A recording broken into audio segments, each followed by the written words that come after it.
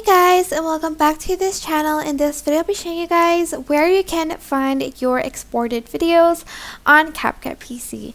So if you select the export button right here, you will be able to see the folder where it's saved. So select the folder and you can just select this bit right here and right click and copy, and then you can just search it in File Explorer. So go to File Explorer and you can just enter it here. So go to this PC and just go up here actually and just delete it, paste it, and just press enter, and you'll be able to find where the video is located in. And you can also change the folder later on if you want.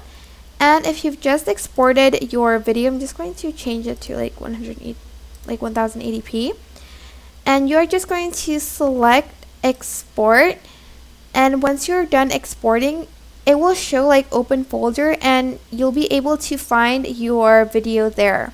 So if you select open folder, it's going to be opened here, as you can see. And that is basically it. Super simple, but I hope this tutorial was helpful for you guys. Don't forget to like, comment, share, and also subscribe to this channel if you haven't done that before.